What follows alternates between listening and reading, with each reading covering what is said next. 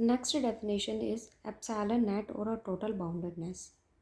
Let Xd be a metric space and epsilon be a greater than 0 be given. A finite subset A of X is said to be a epsilon net for X if and only if for every X belongs to X, there exists a point A belongs to B, A belongs to A such that dAx is less than epsilon.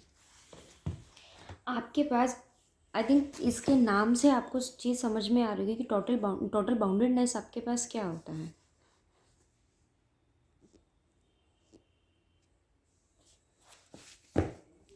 मैं किसी भी अगर condition की बात करूँ, main of मतलब जो main आपके पास यहाँ है कि आप अगर किसी सेट का कोई मेंबर चूज़ करते हैं, ठीक है, टोटल बाउंडेडनेस की बात कीजिए या फिर आप उसमें एप्सिलॉन नेट की बात कीजिए, तो आपके पास कंडीशन क्या आती है कि dAx is less than epsilon. तो वो आपके पास क्या हो जाता है, एप्सिलॉन नेट. इट मीन्स अगर मैं किसी भी केस के लिए किसी भी एप्सिलॉन को कंसिडर करती हूँ या किसी भी ए को कंसिडर करती हूँ, तो वो ये कंडीशन सेटिस्फाई करना चाहिए.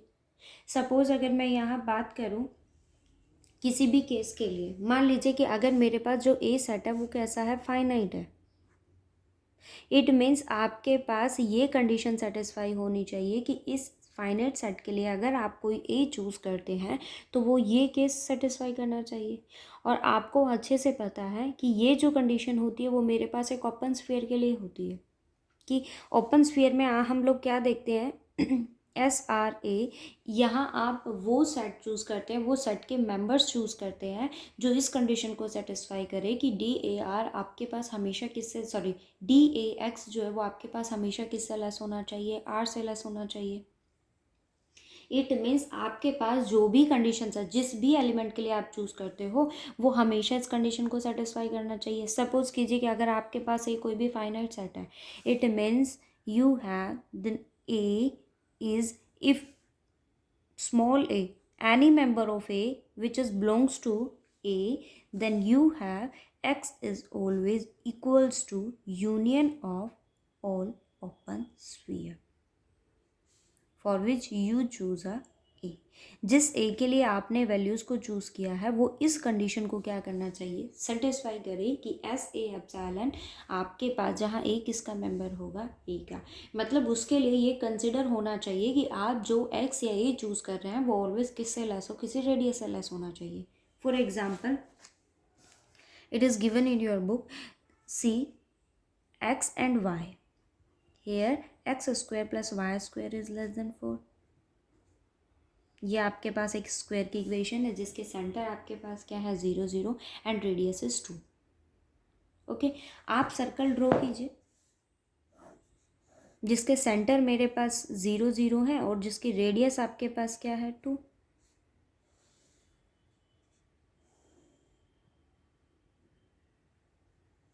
मान लीजिए वो रफ स्केच है, कुछ ये फॉर्म आपके पास उसकी बनती है,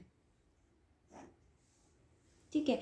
अब आप यहाँ जो भी चीज़ कंसिडर करोगे तो उसके लिए ये कंडीशन सेटिस्फाई होनी चाहिए कि आप जो एप्सिलॉन चूज़ कर रहे हो वो मेंबर हमेशा किससे लेस होना चाहिए, DAX is always a less then epsilon.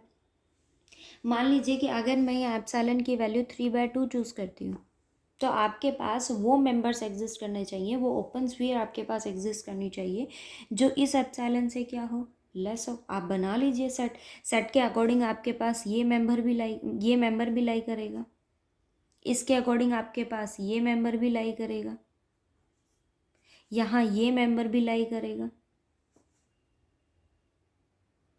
आप कोई भी केस कंसिडर कर लीजिए.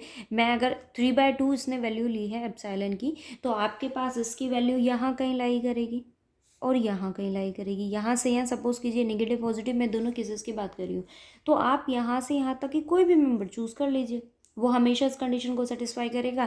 Then this is always a less than 0, sorry less than 3/2, हमेशा 3/2 से लेस होगा और उसके केस में आप सेट बना सकते हो. और इन सारे ओपन स्फीयर के आप जब नेबरहुड बनाने बैठेंगे कि S A epsilon, it means DAX is always a less then epsilon, वो इस सेट का मेंबर बनेगा. बट मैं अगर आपको कहूँ कि आप ले लीजिए एप्सिलॉन की वैल्यू मेरे पास क्या है 1/2, तो यहाँ इसका केस जो है ना वो फेल हो जाता है.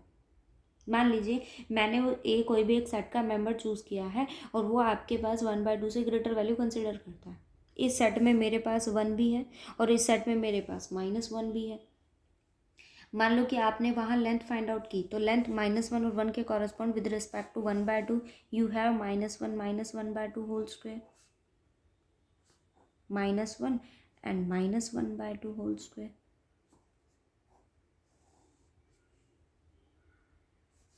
-3/2 whole square, and this one is also -3/2 whole square. We have 18/4 and this is a greater than 1/2. ये 1/2 से ग्रेटर हो गया तो केस आपके पास क्या हो गया, फेल हो गया। तो आप वो मेंबर चूज़ कीजिए, आप एप्सिलॉन वो चूज़ कीजिए कि जिसकी सेट से अगर मैं कोई एलिमेंट उठाऊँ तो वो इस कंडीशन को सेटिस्फाई नहीं करना चाहिए कि DAX is greater than epsilon, कि वो इससे क्या हो जाए, ग्रेटर हो जाए। ठीक है। Every compact sequentially compact matrix space is a complete. आपको क्या शो करना है कि वो कैसा होना चाहिए, कंप्लीट होना चाहिए।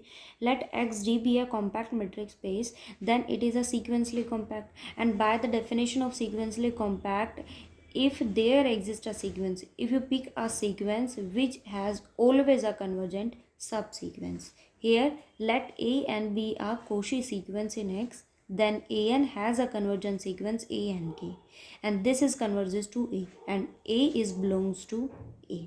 You have to show that ki a and is converts to a.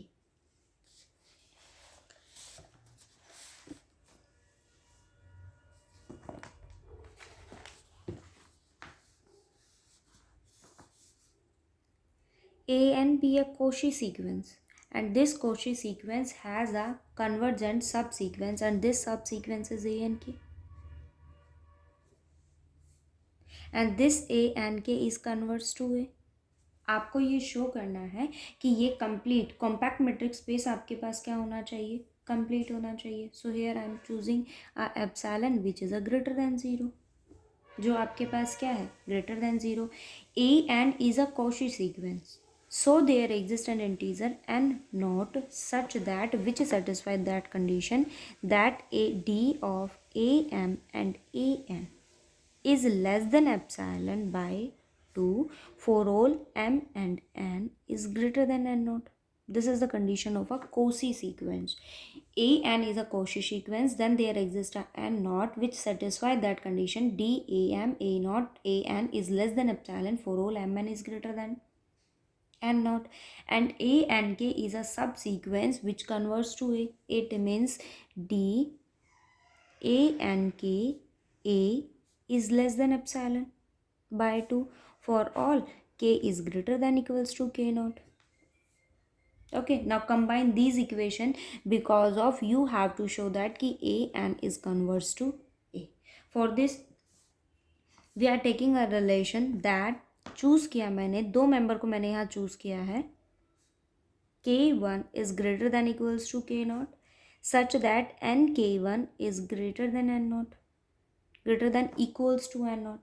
So k1 is greater than equals to k naught and nk1 is a greater than n naught. We have from the both the conditions we get a d of a n d of n k1 is greater than epsilon by 2 for all n is greater than equals to n k1.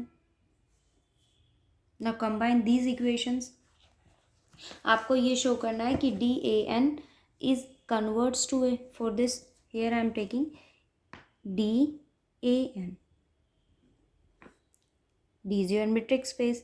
This is less than equals to D A N and N K1 plus D of A N K1 and A. This is less than, this is less than epsilon by 2. And this is also less than epsilon by 2. It means this is less than epsilon.